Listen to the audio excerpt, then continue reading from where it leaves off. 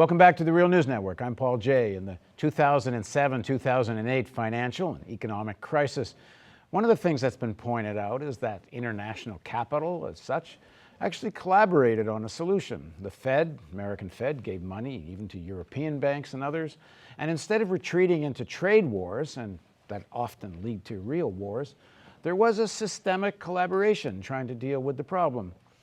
So was that the end of this kind of economic warfare? Well, maybe not. We're seeing economic warfare now. The Saudi Arabians have moved the price of oil down into the 40s. There's a back up into the 60s. There's a question of might it even go down into the high 30s. It's undermining, even destroying some major economies in the world. The Russians, the Iranians, the Venezuelans. Maybe it's even going to hurt the Canadians. But what's driving all this? And are we seeing a market mechanism, or are we seeing economic warfare? Now joining us to talk about all of this is Larry Wilkerson. Thanks for joining us. Thanks for having me, Paul. So one more time, Larry was Colin Powell's chief of staff. He's a regular on the Real News and teaches at William and Mary College. Okay, so the Saudis are arguing we have no big foul and negative intent here. We're just doing what we think the market requires from us to our advantage. We're not trying to kill American shale, which seems to be sort of the predominant theory. We don't have any geopolitical objectives. We're not trying to screw the Iranians or the Russians, except that is what's happening.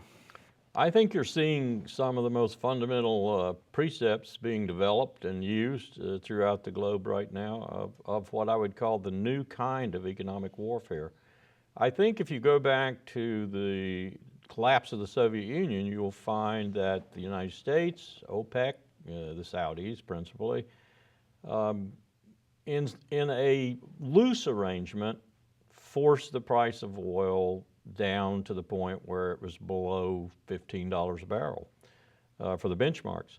And that had something to do, along with Afghanistan and the expenditure on that conflict, with the final collapse of the Soviet Union, because that was their principal source of their economy, was their petroleum sales. I think you're seeing, what you've seen of late was an attempt to do some of the same things using the Commodity Futures Trading Commission and if you look at the rules that were abrogated or suspended or whatever for their moving into speculation in a particularly light sweet crude, WTI and Brent and so forth, which is a very, very, very important part of the oil markets, their attempts were to push the price up to $140, $150 a barrel, which we saw it get to. And that was to punish China. That was to rip China's economy up, if you will, because you look at China and most of their petroleum has to come, that they don't get internally, which is decreasing every day, has to come from vast distances overseas, lots from the Persian Gulf, for example. And they were contracting for heavy tankers at $200,000. So when you factor all that in, it's heavy subsidies that the Chinese have to put on that in order to make it efficient within their economy. They're taking money out of that $2-3 trillion in their current accounts balances that they have from the United States.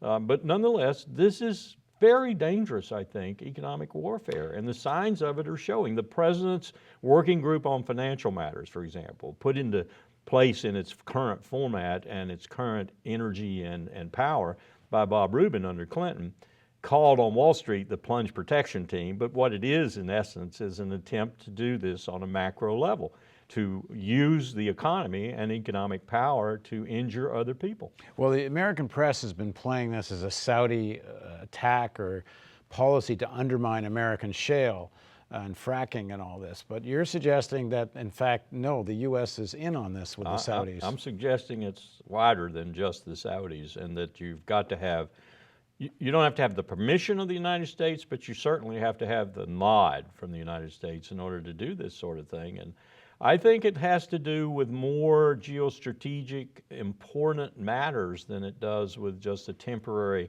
setback in fracking or shale extraction or whatever, or whether or not Venezuela's aided by it or hurt by it and so forth. I think they're looking at the very tip of the geostrategic ladder, if you will, right now. And Putin and Beijing, Moscow and Beijing, sort of are at that tip. And it's interesting to see that at one point, Putin was probably complicit with this effort. in order to injure China. But now, since Ukraine, Crimea, and the incidences that have developed around Complicit that, to get the price higher. yes, to get the price higher. Now, suddenly the price is going down. You talk to anyone in the markets who will tell you the truth, and he will tell you, she will tell you, there's absolutely no reason, supply and demand, that these two things should have happened. So there's got to be another reason they happened. So why would the Saudis benefit from this? I mean, I understand how they're screwing the Iranians.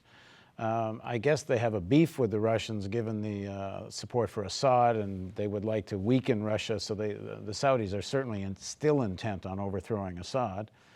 And there are other wrinkles there too. The Saudis over time have let it be known that there's a certain benchmark price that incentivizes alternative energy. And they don't want to see that happen because they could see themselves at some date in the future perhaps being told, hey, you don't have any buyers anymore. There's other energy out there that's cleaner and better for the environment and so forth and so on. And then they have a certain benchmark price too that they need to make over time on a consistent basis in order to pay their patronage, to pay the royals who grow every day as the families increase, and to keep their population quiescent. So they're caught on this kind of, oh, can't go too high, can't go too low. We'd like it to stay right here. Well, that stay right here changes as the world situation changes, but nonetheless, you get an appreciation for the dilemma the Saudis in. That said, they can do what they need to do for geostrategic purposes for quite a time before they start feeling the worst results from either of these two conditions. So, the Saudis, I mean, we've heard a year to 3 years yes, of reserves they're sitting on. They could run something like this for long enough to really hurt another economy or economies. So what's in it for the U.S.? What's in it for the U.S. is punishing Putin. In terms of driving the prices down. Look at what's happening right now. I mean, even though polls show because of his stance against the United States, he's running low 80s in Moscow in the polls, he is having tremendous problems. The inflation now, the ruble is becoming worthless. The inflation is terrible. Devaluated about 45% in last year. And the rest of the Russian economy is not going to pick up. He's just contracted. Many people would say, who know this situation well, he's just contracted Russia out to China in these latest two deals, which is going to give the Chinese even more leeway, more power to develop, because that's what they're doing, the vast 5 time zones, 3,000 kilometers, Soviet Far East. They're going to own the Soviet Far East, but Putin has this short-term tactical vision. He doesn't seem to care. But does he have a choice? He's amassing, well, in terms of staying in power, you're probably right. This is the way he stays in power. So Russia's screwed by this, Iran's screwed by this, Venezuela's screwed by this. I mean, the Canadians are, but in the geopolitical equation, who cares about the Canadians? Actually, I think we do, especially after Harper's help with Cuba. Well.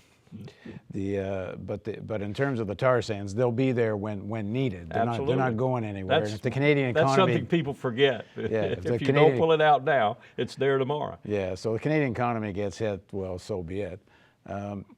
So geopolitically, it's going to cause chaos in some significant places. The Americans want chaos? I think this kind of economic warfare, as I said earlier, is very dangerous. You're looking at creating chaos and anarchy in markets that have other factors at work in them. And while you may think the president's team controls these factors or controls what's happening in this economic warfare, you may find you don't. Be careful what you wish for, you may get it, and it may be an awful mess. I am very reluctant to see this kind of thing, just as I am cyber warfare, as the Sony example might represent, get started big time. These are very dangerous types of warfare for people, especially the United States, who might ultimately be the most vulnerable of all societies to this kind of warfare, to begin experimenting with. It's simply not the thing we should be doing, in my view. Okay, thanks for joining us. Surely. And thank you for joining us on the Real News Network. And don't forget, we're in our year-end fundraising campaign. Every dollar you donate will be matched by another dollar until we reach $200,000. In the US and Canada, these are tax-deductible donations, so it actually doesn't even cost you a whole dollar.